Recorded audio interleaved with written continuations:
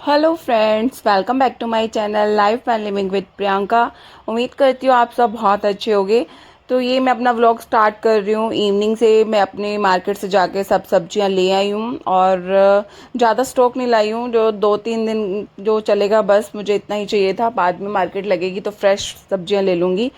तो लेकर ना बस मेरा यही रहता है रूटीन कि पहले सब्जियां लाकर अच्छे से सिंक को क्लीन करके वॉश कर लूँ, सब्जियों को ड्राई कर लूँ। और वो रात में थोड़ा ड्राई हो जाती हैं, कभी जब रात में ही ड्राई हो जाती है तो रात को फ्रिज में लगा देती हूँ। अदरवाइज़ नहीं तो मैं मॉर्निंग में इसको जब ड्राई हो जाती है तो फ्रिज में लगा देती हूँ। और रात को लेट करूँ वॉश तो मॉर्निंग में ही होता है, और अगर थोड़ा टाइम से इसको इवनिंग में वॉश कर लूँ तो फिर रात तक इसको फ्रिज में लगा देती हूँ। तो सब्जियां यहाँ पर हो गई हैं वॉश अच्छे से। अब इसको मैं ड्राई कर लूँगी एक मैट पे। और ये वाला मैट है थोड़ा सा गंदा हो चुका है, इसको भी वॉश करना है, लेकिन इस तरह से गंदा नहीं है क्योंकि मैं इसमें सिर्फ धुले हुए बर्तन ही रखती हूँ। ऐसा कुछ नहीं रखती कि मैं अब वेजिटेबल नहीं रख सकूँ, इसलिए अभी वेजिटेबल रख रही हूँ। बाद में फिर मैं इसको वॉश कर दूँगी अच्छे से, क्योंकि ये टाइम टू टाइम हो जाता है, हर चीज़ क्लीनिंग मांगती है।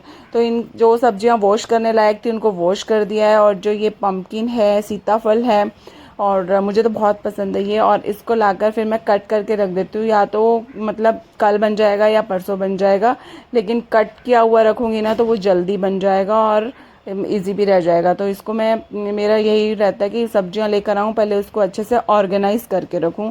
और वेजिटेबल अगर फ्रिज में ऑर्गेनाइज रहती है ना तो बिल्कुल मतलब मन भी करता है कि ये कुकिंग करने का, और आराम से ईजी भी हो जाता है कि हमें ये कुकिंग करनी है, और सब अच्छे से एक प्रोसेस में हो जाता है। बस तो यहाँ पर मैंने ले रखी हैं बास्केट, छोटी छोटी बास्केट्स हैं जो, वो मैंने ले रखी हैं। इसके लिए ऑर्गेनाइज़र हैं फ्रिज के, और कवर वाली भी हैं, अनकवर्ड भी हैं। जो जैसे जिस तरह से मेरे यूज़ होते हैं मैं उस तरह से उनको यूज़ कर लेती हूँ। और फ्रिज भी बिल्कुल ऑर्गेनाइज रहता है, गंदा भी नहीं रहता। एक मैट तो वैसे होते ही हैं, ऊपर से जब ये बास्केट्स यूज़ करो ना छोटी छोटी, तो बिल्कुल मतलब फ्रिज का गंदा होने का चांस ही नहीं है। और जैसे ही बास्केट्स खाली हों आप उसको मैट को हटाओ और फ्रिज अच्छे से इजीली क्लीन कर लो। तो बस यहाँ पर मैं वेजिटेबल कट कर रही हूँ। इसके लिए नाइफ थोड़ा शार्प होना चाहिए था, मेरे पास शार्प नहीं था नाइफ बस, लेकिन हो गया था कट। और नाइफ शार्पनर आता है, वो मुझे ऑनलाइन परचेज करना है, बस मुझे यही है कि कब करूँगी, और यही रह रहा है। बस यहाँ पर फिर मैंने इस वेजिटेबल को भी कट करके रख दिया था। कैप्सिकम है, गाजर है, इनको तो वॉश करके रख दिया था, ये ड्राई होंगी। और ये जो धनिया, पुदीना और हरी मिर्च है ना, इसको मैंने अभी ऐसे ही डाल के रख दिया है, क्योंकि मॉर्निंग में इसकी चटनी बनाऊंगी तो अगर पॉलीथीन से निकाल दूंगी ना तो वो ड्राई होने लग जाता है, ब्लैक सा हो जाता है। तो बस ये करने के बाद में रात को डिनर मैं सोच रही थी कि अभी हल्का से क्या बनाऊं, लेकिन बच्चे बोल रहे थे कि नहीं मम्मा चपाती ही खानी है, और वेजिटेबल मुझे कुछ समझ नहीं आ रही थी। तो इंस्टेंट बनने वाली वेजिटेबल होती है, ये मैं बनाती हूँ। सोया का चूरा बोलते हैं या कीमा बोलते हैं, आप लोग क्या बोलते हो पता नहीं। छोटी छोटी कैप्सिकम मैंने बारीक चॉप कर ली थी। और कैप्सिकम इसमें डालेंगे ना तो वो बिल्कुल ड्राई वाली नहीं लगती, एक सूखी सूखी सब्जी नहीं लगती है। अदरवाइज फिर सूखी सूखी सब्जी लगती है तो वो खाने में मुश्किल हो जाती है। तो दही या लस्सी कुछ चाहिए होता है जो कि रात को हम ले नहीं सकते। बस फिर उसमें छोटे छोटे मैंने प्याज चॉप कर लिए थे, वो मैंने इसमें ऐड कर लिया था। कैप्सिकम से थोड़ा सा मैं बता रही हूँ ना, गिली गिली बनती है, सूखी सूखी नहीं बनती, इससे अच्छे से चबाई जाती है। लेकिन ये बहुत ही प्रोटीन से भरपूर होता है, इंस्टेंट भी बन जाता है और बहुत हेल्दी भी है। तो मुझे जब कुछ समझ में ही नहीं आता ना तो मैं सिर्फ यही वेजिटेबल बना लेती हूँ। गर्म पानी में सोक करके रख दो, और प्याज और ये जो शिमला मिर्च और भी आप वेजिटेबल डालना चाहो तो वो भी डाल सकते हो। तो बस यहाँ पर मैंने यही बना ली थी, सोयाबीन का चूरा कीमा। बहुत ही टेस्टी और बहुत ही ज़बरदस्त बनता है, आप कभी ट्राई कीजिए। तो यहाँ पर फिर उसके बाद मैंने चपातियाँ सेक ली थी, और बस सबने एक एक दो दो जो इसने चपाती खानी थी, इस सोयाबीन के साथ में हमने चपाती खा ली थी। तो बस फिर मैं यहाँ पर मिल रही हूँ आपसे नेक्स्ट सुबह। सब्जियाँ यहाँ कटी हुई हैं। ये तो आज तैयारी हो रही है सांभर और इडली।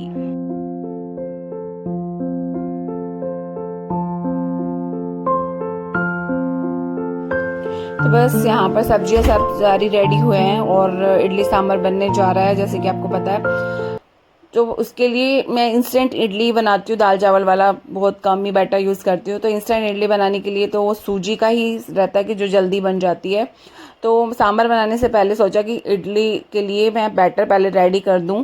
तो उसके लिए जो लेफ़्ट ओवर दही है मैं वो यूज़ कर लेती हूँ, या फिर स्पेशल भी जो कर्ड रखी होती है इसके लिए बना के यूज़ कर लेती हूँ। लेकिन मेरे पास काफ़ी लेफ़्ट ओवर दही रखा था, काफ़ी क्वांटिटी में रखा था, इवन 2 बर्तन में रखा था, फिर मैंने वही यूज़ कर लिया था।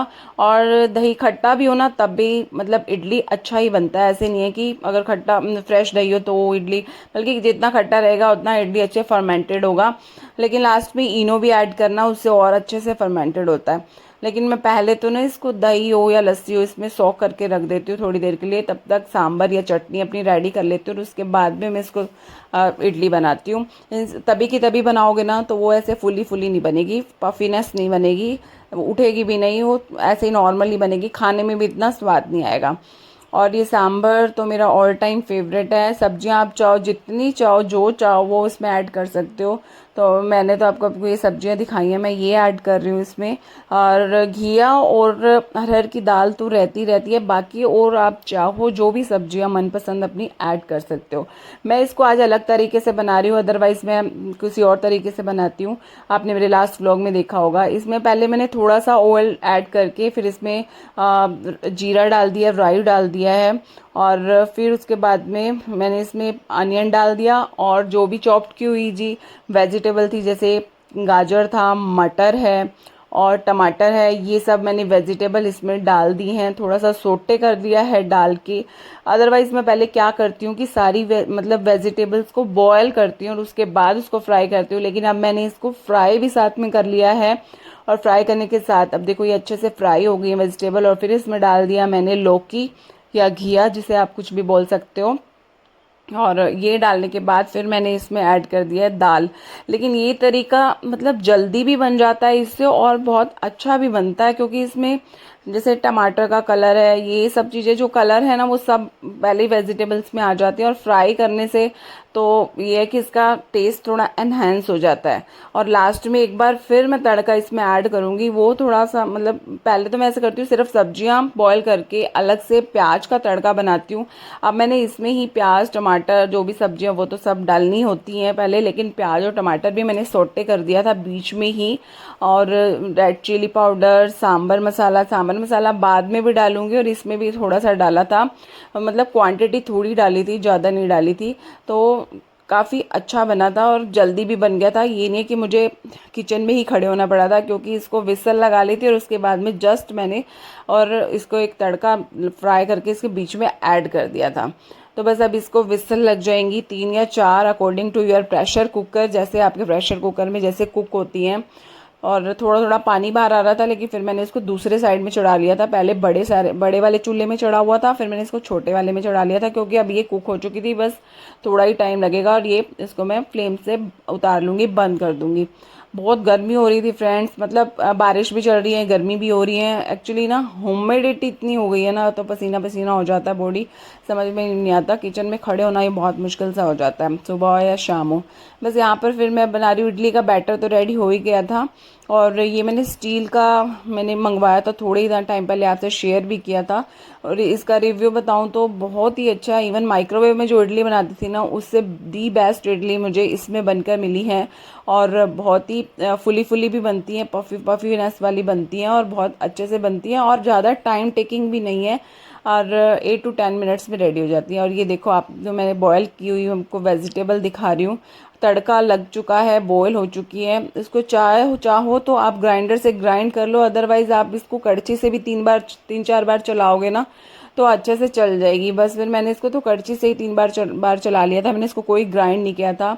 और इमली सोक करके रखी थी, सीडलेस इमली थी, तो उसका पेस्ट बना लिया था, और वो बाद में मैंने इसमें ऐड कर लिया था। कुछ लोग चाहे तो और इसमें नींबू भी डाल सकते हैं। और फिर बाद में मैंने सैशे लिए हुए सांभर मसाला के, क्योंकि इन दिनों में ना वो थोड़ा सा नमी छोड़ के आ जाते हैं, तो वो गीले गीले हो जाते हैं, तो इसलिए मैंने सैशे लिए हुए हैं, जो एक बार में एक सैशे मेरा यूज़ हो जाता है, बाकी मैं रख लेती हूँ उसे।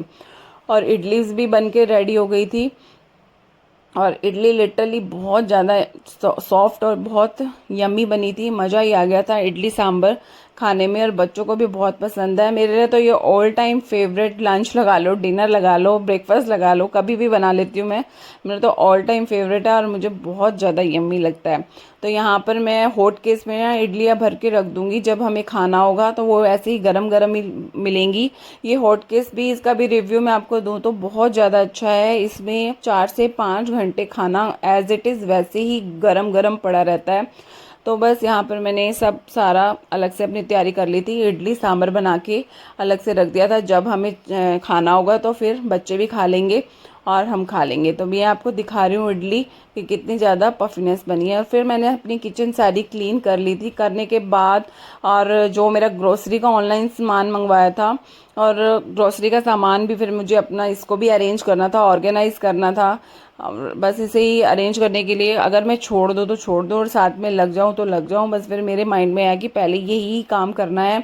और बाकी मेरा क्लीनिंग वर्क तो सब हो ही चुका था। किचन में आपको क्लीन दिख ही रही है और घर का भी सारा क्लीनिंग वर्क हो ही गया था। उसके बाद फिर मैंने अपना ये सारा ग्रोसरी को अरेंज करा, जो भी मेरी ग्रोसरी है।